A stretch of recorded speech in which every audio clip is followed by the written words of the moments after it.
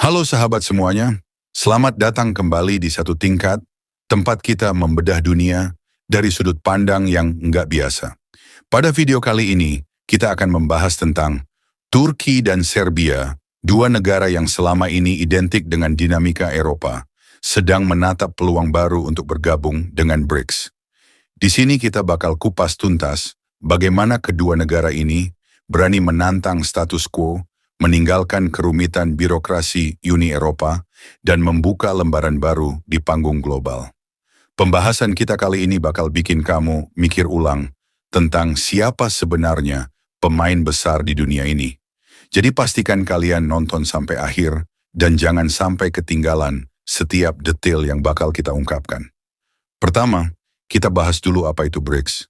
Buat kamu yang masih bingung, BRICS adalah kelompok negara dengan potensi ekonomi besar, Brasil, Rusia, India, China, dan Afrika Selatan. Berbeda dengan aliansi seperti NATO yang punya fokus militer, atau Uni Eropa yang penuh dengan regulasi ketat, BRICS hadir dengan konsep kerja sama ekonomi dan finansial yang lebih fleksibel. Disinilah letak keunikannya.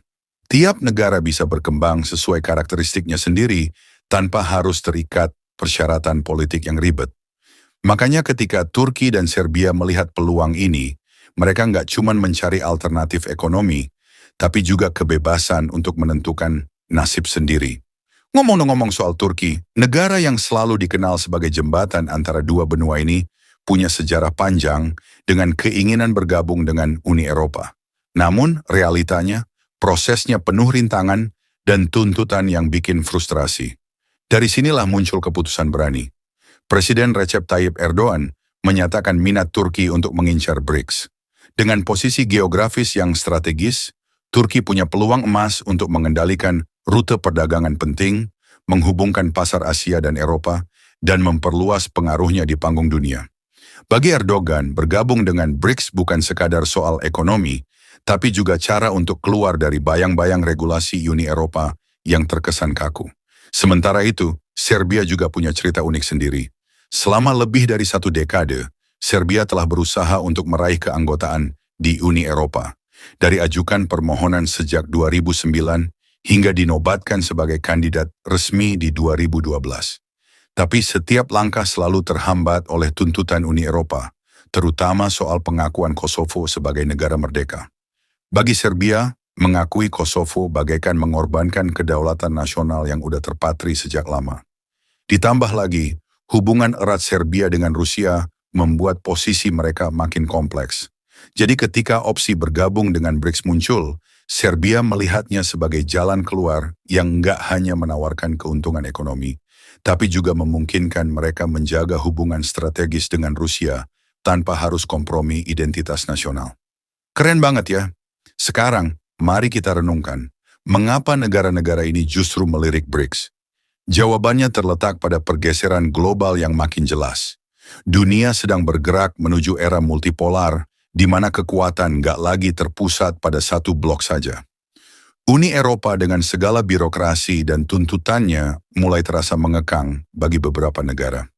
BRICS dengan pendekatan lebih santai dan berbasis kerja sama ekonomi muncul sebagai alternatif yang menjanjikan.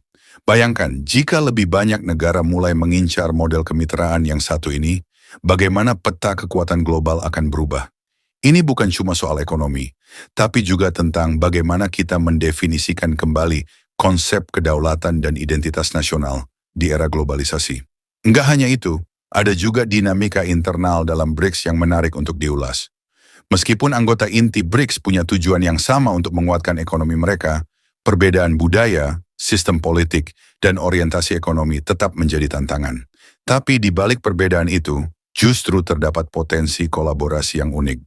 Dengan tidak adanya ikatan politik yang terlalu kaku, setiap negara bisa mengusung agenda nasionalnya sendiri sambil tetap berkolaborasi di bidang keuangan dan perdagangan. Ini merupakan sinyal kuat bahwa di dunia yang semakin kompleks, fleksibilitas dan otonomi nasional adalah kunci untuk bertahan dan berkembang. Turki dengan letaknya yang strategis dan Serbia dengan sejarah panjang, hubungannya dengan Rusia, keduanya memandang BRICS sebagai kesempatan untuk menata ulang prioritas nasional tanpa harus terjebak dalam persyaratan yang membatasi. Lebih jauh lagi, mari kita intip beberapa inisiatif penting yang sudah digulirkan oleh negara-negara BRICS. Misalnya, pembentukan Bank Pembangunan Baru, NDB, dan pengaturan cadangan kontingensi, CRA, yang dipelopori oleh Rusia. Langkah ini diambil untuk mengurangi dominasi lembaga keuangan barat seperti IMF dan Bank Dunia. Dengan adanya lembaga-lembaga baru ini, anggota BRICS mendapatkan lebih banyak ruang untuk merancang kebijakan finansial sesuai dengan kebutuhan mereka. Jadi ketika Turki dan Serbia mulai mengalihkan pandangan mereka ke BRICS, mereka juga membuka peluang untuk mendapatkan otonomi finansial yang lebih besar. Bayangkan saja jika model ini berhasil, bisa jadi kita akan melihat tatanan ekonomi global yang benar-benar berbeda, lebih seimbang, dan tidak lagi terpusat pada kekuatan lama. Mari kita lihat lagi, apa sih sebenarnya yang membuat BRICS begitu berbeda? Sederhananya, BRICS bukanlah sekadar forum diskusi. Ia merupakan wadah di mana negara-negara besar dari berbagai belahan dunia berkumpul untuk membentuk aliansi yang lebih inklusif. Setiap anggotanya membawa kekuatan unik, Brasil dengan kekayaan sumber daya alam dan pertaniannya, Rusia dengan dominasi energi, India dengan sektor teknologi yang terus berkembang, China sebagai raksasa manufaktur, dan Afrika Selatan dengan posisi strategisnya di benua hitam. Kolaborasi inilah yang membuka jalan bagi munculnya alternatif dari sistem keuangan dan politik yang selama ini mendominasi dunia barat. Dengan demikian, ketika Turki dan Serbia memutuskan untuk mengarahkan pandangan mereka ke BRICS, mereka sebenarnya sedang mencoba menciptakan masa depan di mana negara-negara bisa lebih bebas menentukan jalannya sendiri tanpa harus tunduk pada aturan-aturan yang sudah usang. Di balik semua perdebatan ini, yang pasti adalah bahwa dunia sedang berada di persimpangan sejarah. Setiap keputusan yang diambil oleh negara-negara besar, seperti Turki dan Serbia, bukan hanya tentang keuntungan ekonomi semata, tapi juga tentang penegasan identitas dan kedaulatan nasional. Kita sedang menyaksikan lahirnya era baru di mana kekuatan global didistribusikan lebih merata, dan di mana pilihan untuk bergabung dengan blok alternatif seperti BRICS menjadi simbol perlawanan terhadap dominasi struktur kekuatan lama. Tentu saja, jalan menuju masa depan ini penuh dengan ketidakpastian, namun satu hal yang pasti, perubahan itu sudah di depan mata. Di balik semua potensi ini, muncul pula pertanyaan kritis yang sayang untuk dilewatkan. Apakah langkah Turki dan Serbia menuju BRICS benar-benar akan menggeser dominasi Barat, atau justru akan menemui tantangan internal yang tidak mudah diatasi?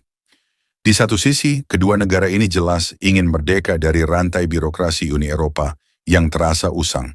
Di sisi lain, mereka harus bersiap menghadapi tantangan untuk menyatu dengan negara-negara dengan latar belakang dan sistem yang berbeda-beda. Namun inilah yang membuat diskusi ini begitu menarik. Di era globalisasi yang serba cepat ini, setiap langkah strategis pasti memiliki konsekuensi besar, baik dalam bentuk peluang maupun risiko. Kalian pasti punya pendapat sendiri tentang bagaimana masa depan geopolitik akan terbentuk, kan? Nah, bagaimana menurut kalian? Apakah BRICS akan menjadi game changer yang menggeser dominasi Barat, atau justru menghadapi tantangan berat dari dalam? Silakan berikan pendapat kalian di kolom komentar. Jangan lupa like jika kalian menikmati video ini dan subscribe untuk mendapatkan info menarik seputar ekonomi, geopolitik, dan topik-topik seru lainnya yang bisa bikin otak kalian berpikir. Sampai jumpa di video berikutnya. Salam satu tingkat.